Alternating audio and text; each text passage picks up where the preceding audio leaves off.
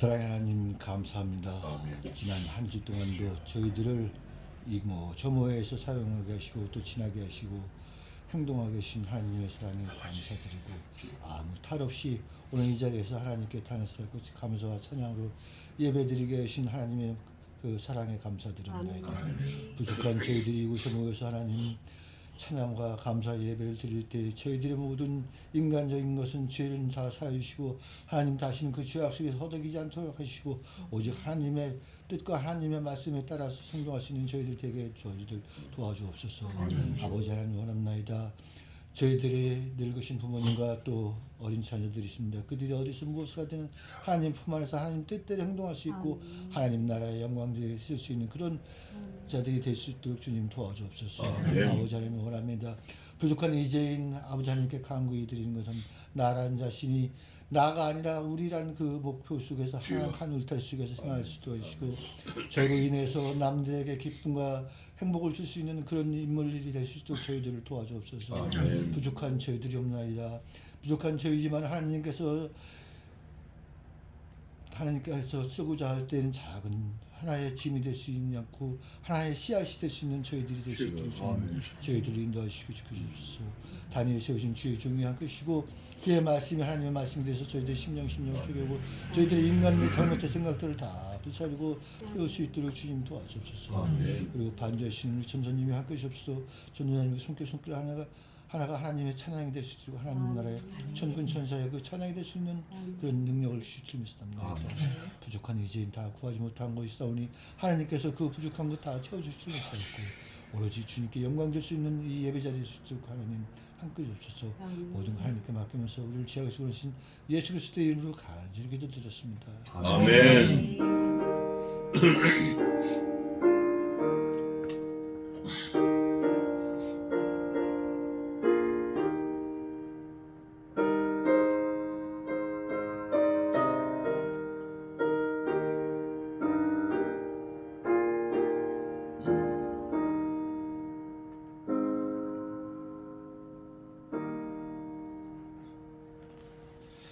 감사합니다. 자, 오늘은 지난주에 이어서 신명기 21장 10절부터 보겠습니다. 23절까지. 신명기 21장 13절에서 10절에서 23절까지. 내가 나가서 대적과 싸움을 당하여 내 하나님 여호와께서 그들을 내 손에 붙이심으로 내가 그들을 사로잡은 후에 내가 만일 그 포로 중에 아리따운 여자를 보고 연연하여 아내를 삼고자 하거든 그를 내 집으로 데려갈 것이요 그는 그 머리를 밀고 손톱을 베고 또 포로의 의복을 벗고 내 집에 거하며 그 부모를 위하여 1개월 동안 애곡한 후에 내가 그에게로 들어가서 그 남편이 되고 그는 내 아내가 될 것이요 그 후에 내가 그를 기뻐하지 아니하거든 그 마음대로 가게 하고 결코 돈을 받고 팔지 말지라. 내가 그를 유혹 보였은즉 종으로 여기지 말지니라. 어떤 사람이 두 아내를 두었는데 하나는 사랑을 받고 하나는 미움을 받다가 그 사랑을 받는 자와 미움을 받는 자가 둘 다 아들을 낳았다 하자. 그 미움을 받는 자의 소생이 장자여든 자기의 소유를 그 아들들에게 기업으로 나눈 날에 그 사랑을 받는 자의 아들로 장자를 삼아 참 장자 곧 미움을 받는 자의 아들보다 앞세우지 말고 반드시 그 미움을 받는 자의 아들을 장자로 인정하여 자기의 소유에서 그에게는 두 몫을 줄 것이니 그는 자기의 기력의 시작이라. 장자의 권리가 그에게 있음이니라. 사람에게 완악하고 패역한 아들이 있어 그 아비의 말이나 그 어미의 말을 순종치 아니하고 그 부모가 징책하여도 듣지 아니하거든 그 부모가 그를 잡아가지고 성문에 이르러 그 성읍 장로들에게 나아가서 그 성읍 장로들에게 말하기를 우리의 이 자식은 완악하고 패역하여 우리 말을 순종치 아니하고 방탕하며 술에 잠긴 자라 하거든 그 성읍의 모든 사람들이 그를 돌로 쳐 죽일지니 이같이 네가 너희 중에 악을 제하라. 그리하면 온 이스라엘이 듣고 두려워하리라. 사람이 만일 죽을 죄를 범함으로 네가 그를 죽여 나무 위에 달거든 그 시체를 나무에 밤새도록 두지 말고 당일에 장사하여 내 하나님 여호와께서 네게 기업으로 주신 땅을 더럽히지 말라. 나무에 달린 자는 하나님께 저주를 받았음이니라. 아멘.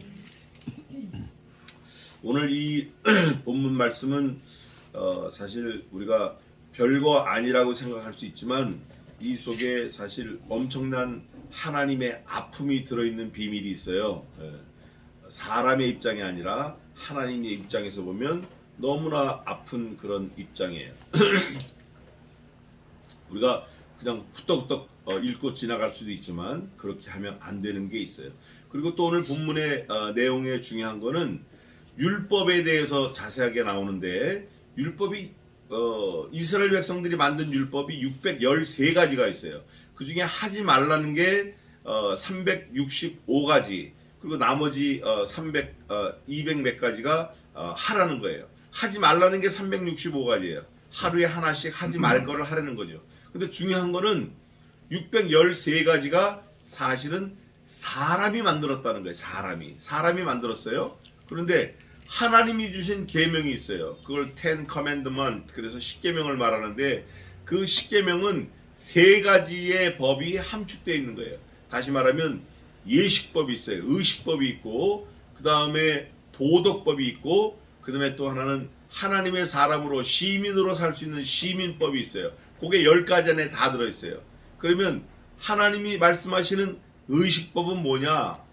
쉽게 말하면 이런 거예요. 소를 잡아서 각을 떠서 불에 태워서 하나님께 드려라. 그럼 하나님이 그 냄새를 흠양하시고 제사를 받으신 걸로 한다. 이런 게 의식법이에요. 예식법. 그거는 예수님이 다 폐하셨어요. 다 폐하시고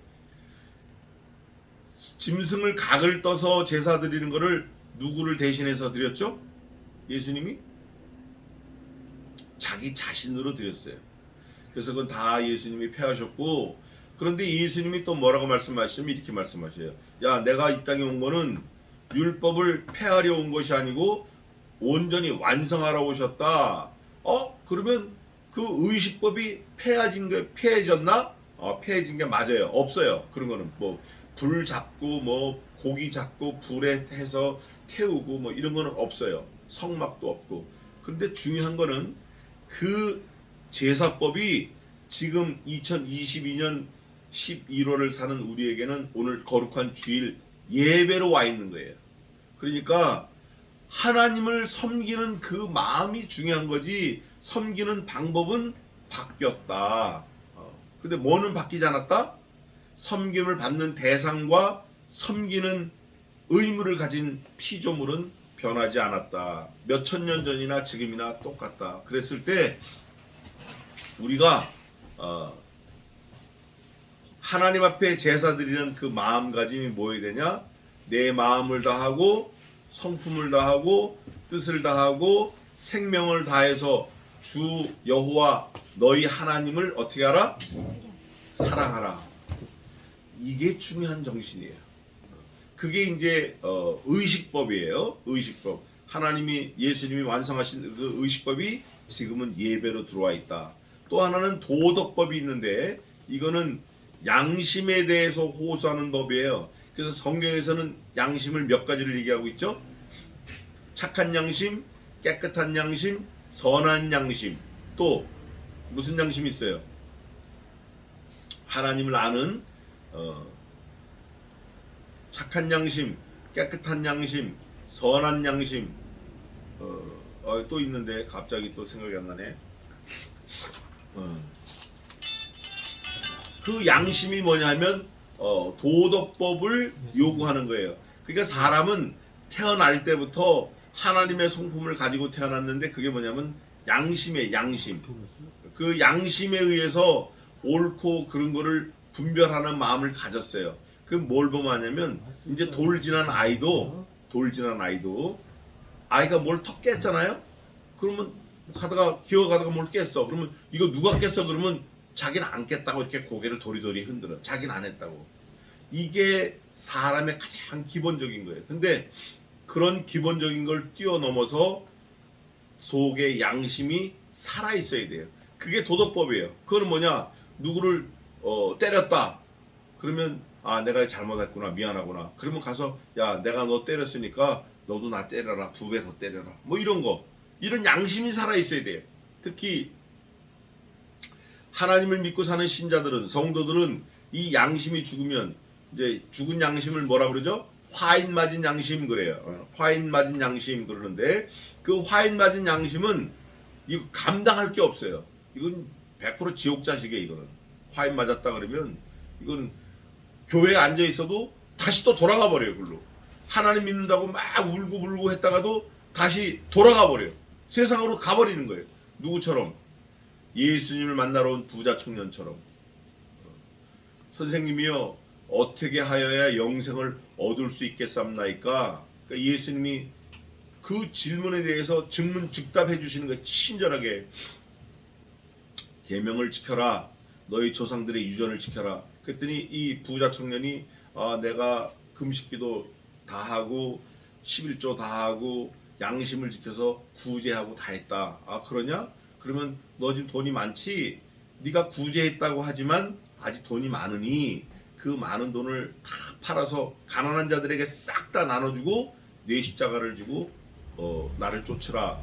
성경은 뭐라고 말씀하냐면 이렇게 증거합니다. 그 청년에 대해서 이렇게 고백을 해요. 성경이 고발을 해요.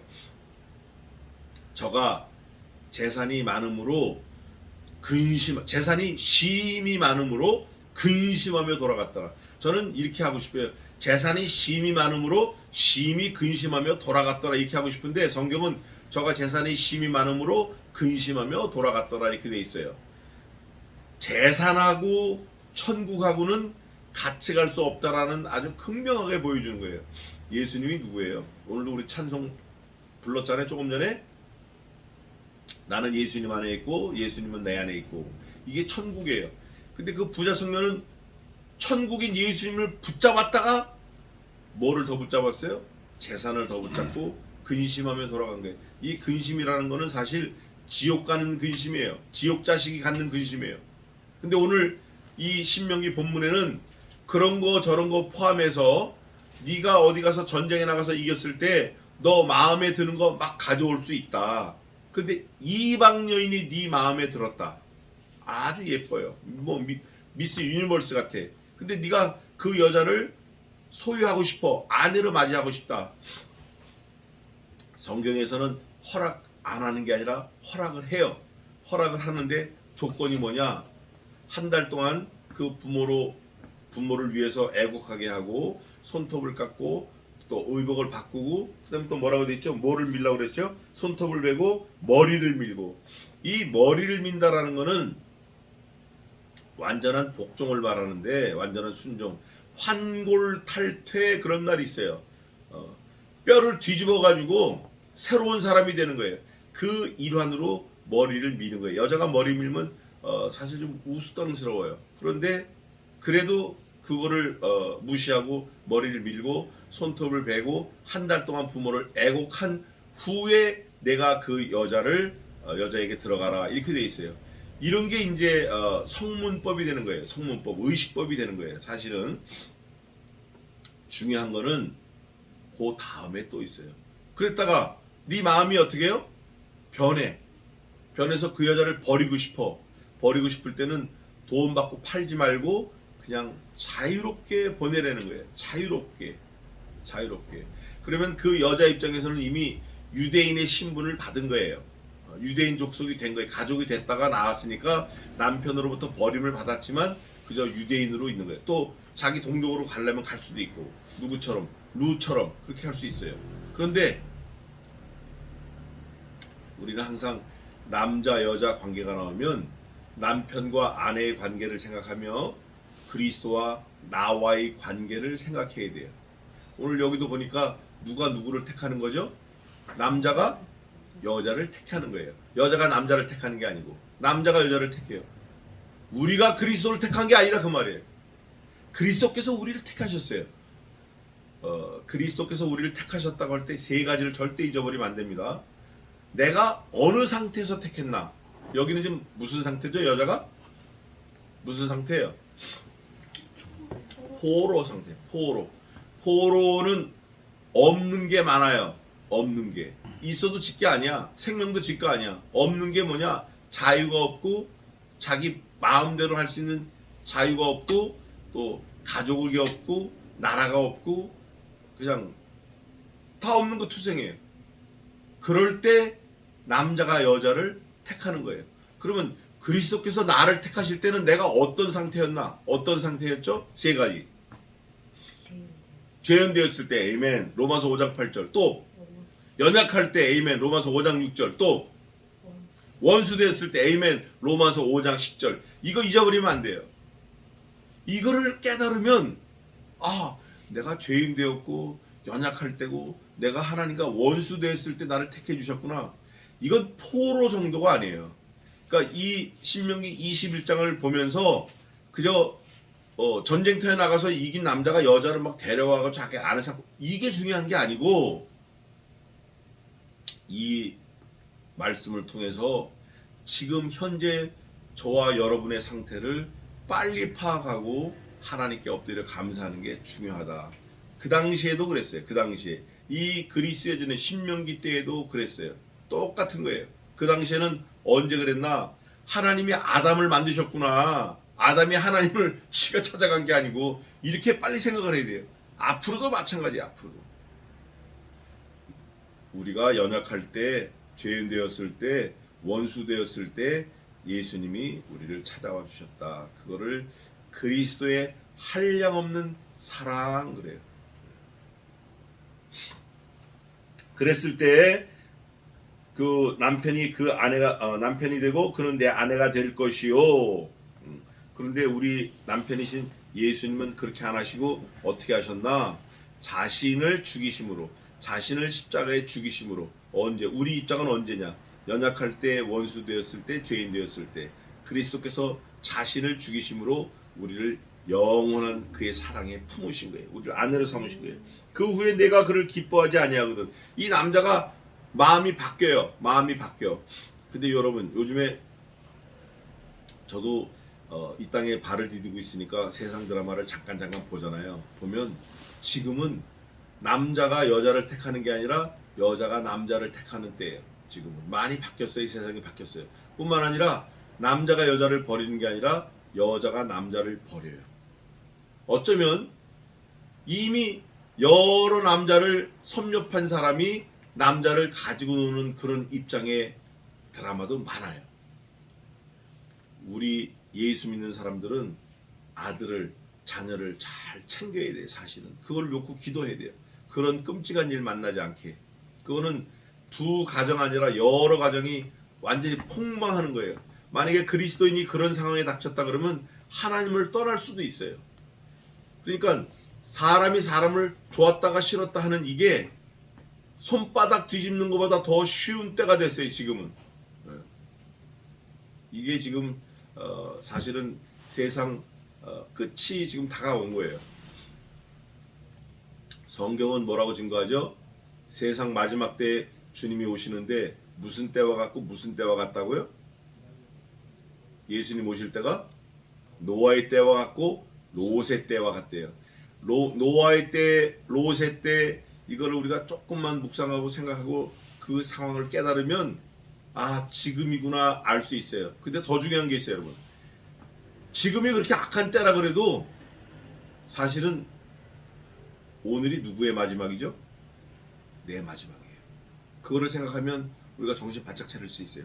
여기 보니까 그 후에 내가 그를 기뻐하지 아니하거든. 아내를 자기가 조금 전에 좋다 그랬다가 기뻐하지 아니한대요. 그게 사람 마음인 것 같아요. 아담 할아버지도 하와 할머니를 보는 첫날 그 첫 미팅 때 와 이는 내 살 중에 살의 뼈 중에 뼈요. 뭐 아이고 뭐 아주 입에 그냥 침도 안 바르고 꿀이 뚝뚝 떨어지는 말을 하더니 하나님 너 왜 그랬어 한마디 하시니까 금방 뭐라 그래요? 나는 그럴 의사가 전혀 없었다. 그런데 하나님이 내게 주신 저 여자, 그 여자, 에? 이거 아주 비겁한 거예요. 어쨌든 기뻐하지 아니하거든 그 마음대로 가게 하고 결코 돈을 받지 말지니라. 내가 그를 욕보였은즉 종으로 여기지 말지니라. 남편이 종으로 여기지 아니하면 누구도 종으로 여기지 못하죠. 다른 사람들도 종으로 여기지 못해요. 여러분 아내나 남편을 동사무소 직원처럼 대해보세요. 함부로 못해요. 어떻게 동사무소 직원 가서 딸 같다고 야 너 일로 와봐 함부로 할 수 있어요. 어른도 바로 쇠고랑 쳐요. 어떻게 동사무소 남자 직원 젊다고 와서 총각 일로 와봐 절로 와봐 어떻게 하겠어요? 아내나 남편을 그렇게 생각을 하면 존대할 수 있어요.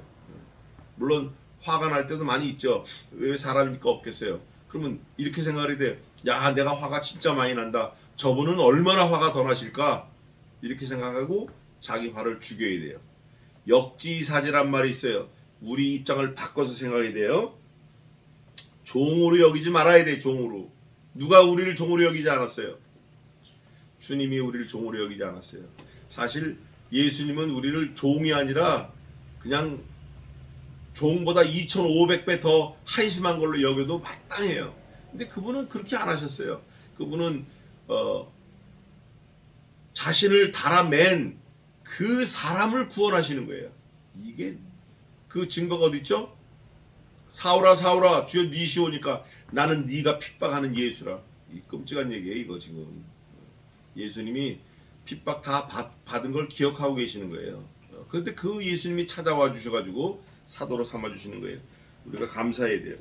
어떤 사람이 두 아내를 뒀어요. 하나는 사랑을 받고 하나는 미움을 받는데 미움을 받는 자가 먼저 아들을 낳았어요. 그러면 그 여자가 미움을 받는 자일지라도 아들을 먼저 난 그 아들을 장자로 삼아서 자기의 재산을 2배로 주려는 거예요. 이건 우리나라에도 그런 게 많았어요. 옛날 시골 가면 저 형제들이 보통 7남매, 8남매, 9남매, 어떤 때는 10남매, 11, 뭐 12 막 이래요.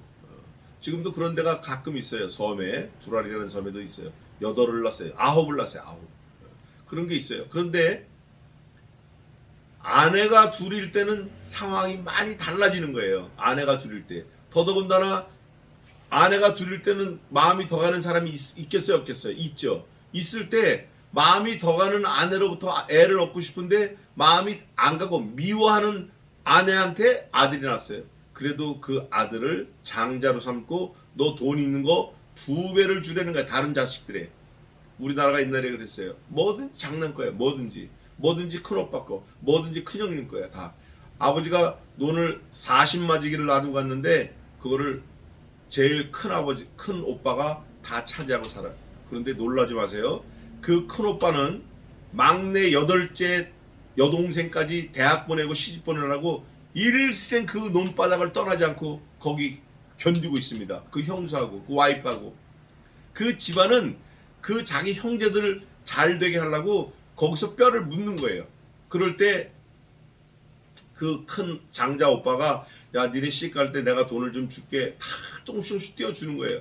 그 마지막에도 야 이거를 우리 형제들 논자 그러면 막내 여동생이 와가지고 오빠 우리가 오빠를 얼마나 좋아하고 오빠 도움을 얼마나 받고 아버지 대신으로 우리가 삼았는데 저 삼고 의지하고 지냈는데 무슨 소리야 우린 이미 다 받았으니까 다 오빠 거야. 오빠 아들을 주든지 우리 큰 조카를 장조카를 주든지 막내 조카를 주든지 무조건 오빠 마음대로 해. 이게 또 우리 대한민국의 한국의 미예요. 그래서 장자가 몽땅 다 가져가도 그 동생들이 눈을 흘리거나 거기에 대해서 한 번도 손을 들거나 그런 게 없는 게 우리 전통이에요. 요즘도 그럽니까? 저는 이 지구상에 제 이름으로 된 부동산이 단 1cm도 없으니까 잘 몰라요. 요즘엔 상황이 달라졌어요. 요즘에는 아버지가 살아계시는데도 돈 내놓으려는 거예요. 돈. 아버지 살아계실 때 나누려는 거예요. 또 법이 시집간 딸도 그 몫을 다 n분의 1에서 나눠주는 거예요. 그런데 성경적으로 보면 그렇지 않아요. 비록 미움을 받는 그 아내라도 거기서 난 아들이 장자예요. 그 이유가 있어요. 그 이유가 뭐냐? 성경에 뭐라고 써놨냐면 이렇게 돼 있어요. 자기의 반드시 그 미움을 받는 자의 아들을 장자로 인정하여 자기의 소유에서 그에게 두 몫을 줄 것이니 이유가 뭐냐면 그는 자기의 기력의 시작이라 장자의 권리가 그에게 있음이니라. 하나님께서 아담을 만들으셨어요. 아담을 만들었는데 아담이 이게 실패한 거예요. 그 다음에 누가 왔죠? 마지막 아담? 그리스도가 왔어요. 그러면 아담이 장자고 그리스도가 차자예요? 그거 아니에요. 늦게 왔지만 그리스도가 장자예요. 맏아들이에요. 왜 그러냐? 부활해서 하나님께로 갔거든. 잠자는 자들의 첫 열매가 되셨거든. 이거는 그래요? 우리가 인간적으로 생각하면 아담이 먼저 아니에요? 천만의 말씀이에요. 이게 하나님의 놀라운 비밀이에요. 왜 비밀이나 오늘 본문에 있는 그대로예요. 미움을 받는다 할지라도 거기서 나오는 아들이 장자라는 거예요. 그러면 사람들이 생각할 때 하나님이 좀 이상하네? 왜 그렇지? 나 같으면 얘를 장자로 할 텐데. 그러나 공평하신 하나님이에요. 공평하셔요. 하나님은 하나님이 보시기에도 공평하고 사람이 보기에도 공평하고 하늘의 천사들이 보기에도 공평해요. 하늘의 권세들이 보기에도 공평해요. 24장로가 하늘에 올라가요. 이 다음에 그 모든 하늘의 천군 천사들도 와 하나님 스고이 데스네. 하나님 최고입니다. 하나님이 결정하신 게 최고입니다. 그거를 하나님이 원하시는 거예요. 그거를 성경에 있는데 그거 한번 찾아보겠습니다. 중요한 거니까. 하나님의 최종 최고 최후의 목적은 교회에 있지 않아요. 교회도 있지만 교회보다 더 중요한 게 있어요. 하나님의 최종 최고 최후의 목적은 이 교회를 통해서 뭔가 하고 싶은 거예요. 그게 오늘 장자 차자 이 명분에도 연결되어 있는 거예요. 보겠습니다. 에베소서 3장 10절 빨리 읽어보세요. 3장 10절. 에베소서 3장 10절 빨리 읽어보세요.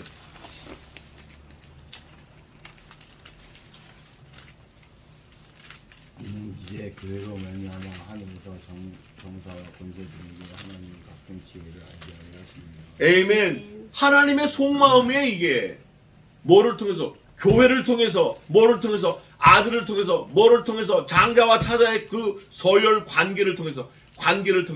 교회를 통해서. 교회가 목적이 아니에요.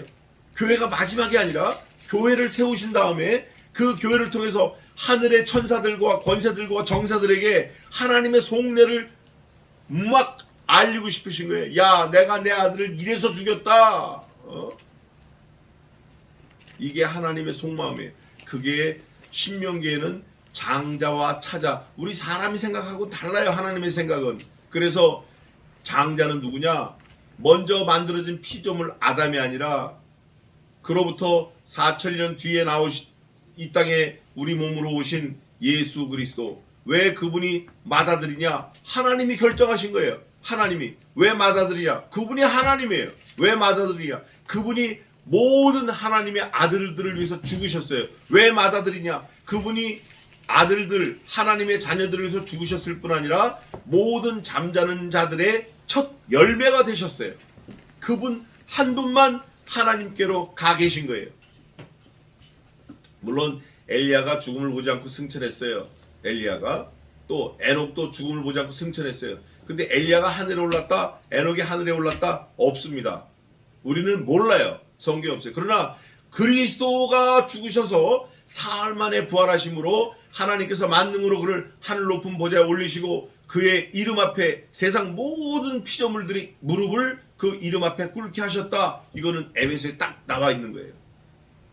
우리가 여기에 주목을 해야 돼요. 장자와 차자, 하나님이 선택하는 장자가 있는 거예요.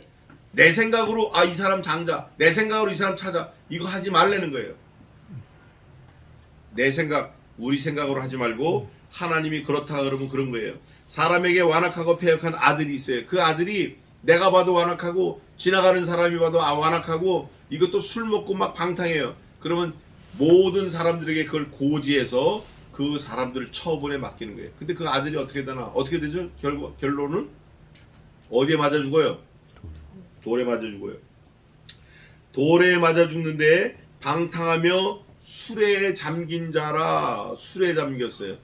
술이 사람에게 들어가가지고 세월이 좀 지나면 술이 사람을 먹고 사람이 그 술에 잠깁니다. 헤어나질 못해요. 절대 헤어나지 못해요. 근데 헤어날 수 있는 방법은 돌에 맞아 죽는 방법밖에 없어요. 근데 여러분, 돌에 맞아 죽는 게 나아요? 말씀이신 그리스도께 두들겨 맞고 나오는 게 나아요? 이거를 우리가 사실은 빨리 깨달아야 돼요. 나이가 아무리 먹어도 술 취해가지고 돌아다니는 사람 많아요. 백주 대낮에 비틀비틀 뭐라 그러죠? 내 눈엔 괴이한 것이 보이고 누가 나를 때려도 안 아프다. 내가 언제나 술이 다시 깼고 내가 다시 술을 찾으리로다. 술 먹는 사람 맛있게 먹고 딱 끝나지 않아요. 그 다음에 또 먹고, 그 다음에 또 먹고. 야, 내가 술 먹으면 개다. 이제부터 사람이 아니다. 그리고 그 다음날 또 먹고, 또 먹고. 술 친구들이 있어요. 그 술 친구들을 끊어내야 돼요. 그 술 친구들을 끊던가, 그 술 친구들을 머리 대신 그리스도께 붙이려고 애를 쓰든가. 한번 try that. 한번 해봐야 돼요. 애를 써봐야 돼요. 그게 우리가 진짜 그리스도의 신부, 아내로서 할 임무예요. 그러면서 뭐라고 말하냐면 그 성읍의 모든 사람들이 그를 돌로 쳐 죽일지니, 자기 아들이 모든 사람들 앞에 돌에 맞아 죽는 걸 원하는 부모가 있어요, 없어요? 없어요. 그런데도 그렇게 할 수밖에 없다. 그럴 때 하라는 거예요. 그래서 왜 그렇게 하나? 모든 악을 이스라엘 중에 제하라는 거예요. 이 당시만 해도 이 사람들은 단체. 그래서 그 단체에서 조금이라도 벗어나면 죽이는 거예요. 왜냐? 이 단체를, 무리를 살리려고. 누룩을 제거하는 방법이 바로 그거예요. 썩은 걸 제거하는 방법이 아들일지라도 방탕하면 죽이는 거예요. 술 먹고 방탕하면, 그 못 나면 죽이는 거예요. 누구의 마음이겠어요? 하나님의 마음이에요. 하나님이 우리를 다 자녀로 삼고 싶지만 끊임없이 방탕해. 술 먹는 게 지옥 가는 죄는 아닙니다. 여러분 오해하지 마세요. 지옥 가는 죄는 한 가지밖에 없어요. 뭐밖에 없죠? 그리스도를 믿지 않는 거, 그거 하나만 가지고 지옥 가요. 그러나 지옥 가지 않는 죄일지라도 꾸준히 범해, 일생 그 죄를 범해요. 그러면 결국 그 사람은 그 안에 말씀이신 그리스도가 없는 거예요. 그것 때문에 지옥 가는 거예요. 그리스도가 없기 때문에 지옥 가는 거예요.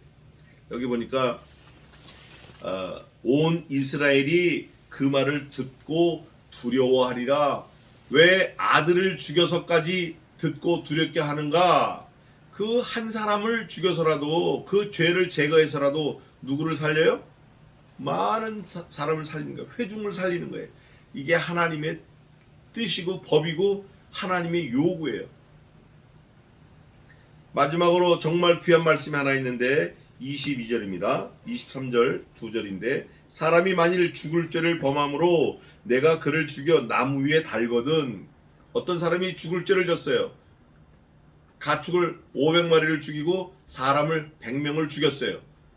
그래서 그 사람을 여러 사람이 잡아다가 죽였어요. 나무에다 달아 죽였어요. 나무. 왜 나무에 달죠? 나무에 달면 지나가는 사람이 봐요, 못 봐요? 다 봅니다. 보고 아이고 얼마나 악한 죄를 지었으면, 아이고 끔찍하다, 나는 그 죄를 짓지 말자, 이렇게 생각하게 하는 거예요.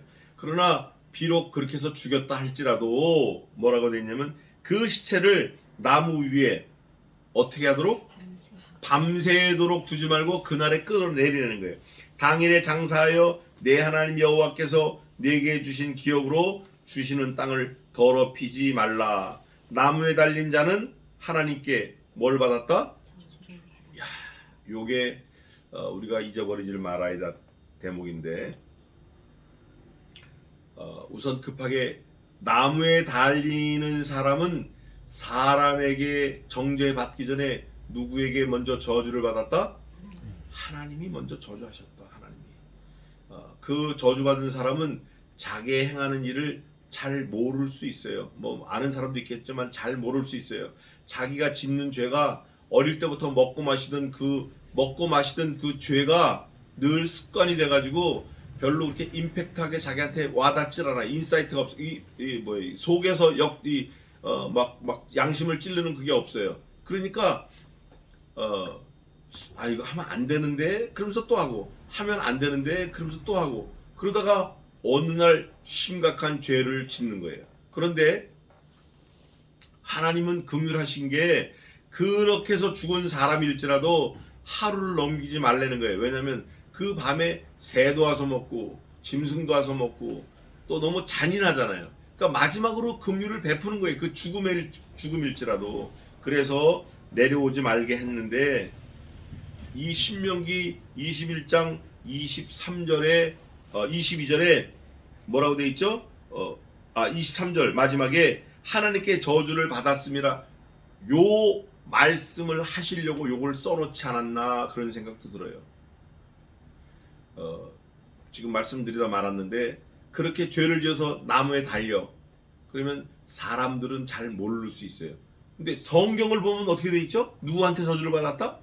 아, 하나님께 저주를 받았구나. 성경을 아는 사람은 다 아는 거예요. 근데 그 나무에 달리는 대상이 누군가가 중요한 거예요. 지금 한편의 강도 그 사람들은 자기 스스로 이렇게 말합니다. 야, 너하고 나는 죽어 마땅하다. 죄를 많이 지어서. 근데 너하고 나 사이에 이 가운데 계신 이분은 무슨 죄를 지셨느냐? 이분은 죄가 없다. 하나님, 주여, 예수님, 그 나라에 가시면 나를 기억하소서. 그러니까 예수님이 내가 오늘 나와 함께 낙원에 있으리라.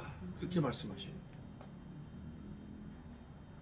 왜 제가 이 말씀을 드리냐면 하나님께 저주를 받아서 어디에 달렸어요?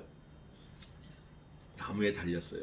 나무에 달려서 저 새끼 미안합니다. 저놈은 분명히 하나님께 저주를 받았다. 이게 성경이 보니까 저놈은 하나님께 저주를 받았는데 마지막에 뭐가 나와요?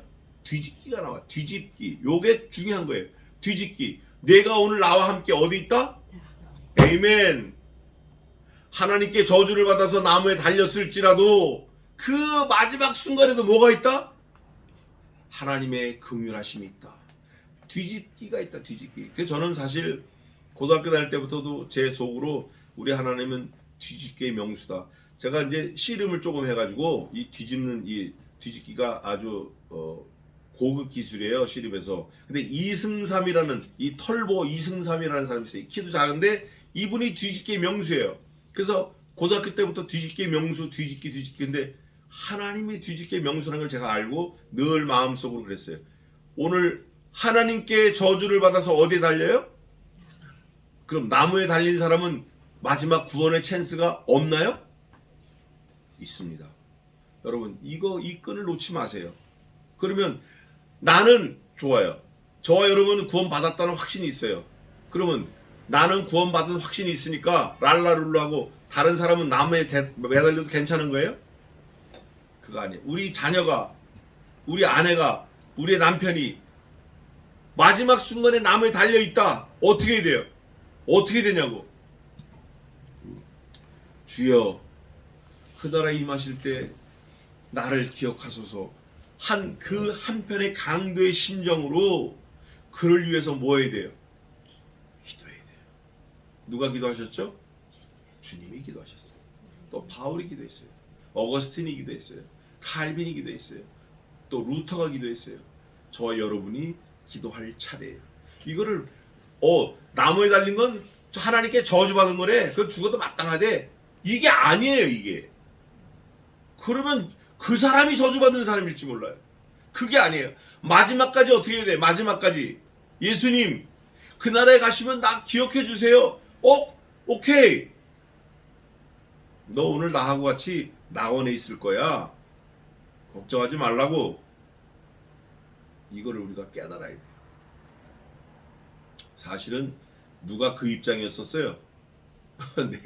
내가 그 입장이었었어요. 내가 상황과 형편과 처지는 조금씩 다를 수 있을지라도 내가 사실은 이미 나무에 달려 올라가 있었어요. 이미 성경은 아까 우리 김명란 집사님 말씀하신 대로 우리가 아직 죄인 되었을 때 그리스도께서 우리를 위하여 나를 위하여 죽으심으로 내가 죄인 되어서 어디에 달렸어요? 십자가에 달렸다니까. 그럴 때 예수님이 죽으심으로 하나님께서 나에 대한 자기의 사랑을 확증하셨느니라. 마지막까지 last chance.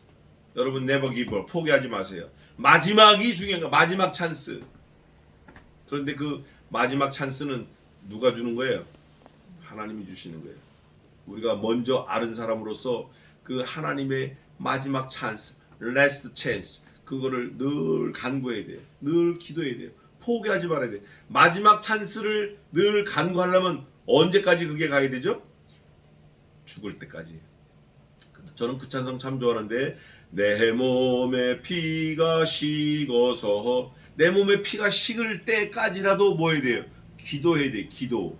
오늘 신명기 21장 마지막 22절 23절에는 죽느냐 사느냐 문제가 나오는 거예요. 굉장히 중요한 거예요. 그 앞에도 죽느냐 사느냐, 그 앞에도 죽느냐 사느냐. 왜냐하면 아내를 포로로 잡았는데 죽일 수도 있고 살릴 수도 있고 살렸잖아요. 버릴 수도 있고 안 버릴 수도 있고 장자도 마찬가지고 마지막 결정적인 거는 아들이에요. 아들이 패역하면 돌로 쳐 죽이라는 거예요. 근데 그 아들일지라도 돌로 쳐 죽일지라도 나무에 그 돌로 쳐 죽이는 것보다 더 한심한 게 나무에 달리는 건데 나무에 달리는 그 아들일지라도 그 죄인일지라도 마지막에 뭐가 있다? 찬스가 있다. 포로로 잡아온 여인에게도 찬스가 있고 돌에 맞아 죽을 패역한 아들에게도 찬스가 있고 나무에 달려 죽일 그 아들, 그 죄인, 그 사람에게도 찬스가 있다. 우리는 포기하지 말아야 된다. 베풀어야 된다. 누가 베푸신 것처럼 하나님이 베푸신 것처럼 포기하지 말고 베풀어야 돼요. 그게 우리의 사명이고 말씀을 맡은 자로서의 마땅히 행할 일이에요. 그래서 놀라지 마세요, 여러분. 자격이 있냐 없냐가 중에 자격. 내가 술 먹고 방탕하면서 술 먹고 방탕하는 사람을 기다린다는 게 웃기잖아요. 웃겨. 그런데 그 자격이 내가 하는 게 아니라 누가 하는 거다? 하나님이 하시는 거다. 나는 자격이 중요하다. 나는 그 자격이 없지만 내가 그 방탕한 사람이구나. 이걸 깨달아야 돼요. 기도해야 돼요. 자신을 위해서, 그 방탕한 사람을 위해서, 십자가에 달린 사람을 위해서, 패역한 아들을 위해서, 패역한 사람을 위해서, 포로로 잡혀온 그 힘없는 여인을 위해서. 무슨 힘이 있겠어요? 무슨 의사가 있겠어요? 전쟁에 져가지고 남편과 그 군사들이 다 죽어서 잡혀온 주제인데 죽여도 할 수 없는 거고 아내를 삼아도 할 수 없는 거고 머리를 밀어도 할 수 없고 손을 잘라도 할 수 없는 그 한심한 입장인데 그러나 그에게 하나님은 함께 하신다라는 걸 깨달아야 돼요. 그래서 우리가 사는 거예요. 그래서 우리는 늘 그 잊지 말고 나무 십자가 달린 그리스도를 잊지 말고 내가 그러구나. 늘 거기에 달리는 사람들을 위해서 기도하고 달린 그리스도를 위해서 감사하는 기도를 하고 우리의 일생을 죄로부터 자꾸 멀리 도망가게 하려는 하나님의 자녀 또 우리 주 예수 그리스도의 거룩한 신부 아내가 되시기를 주님의 이름으로 축원합니다. 아멘. 기도하겠습니다.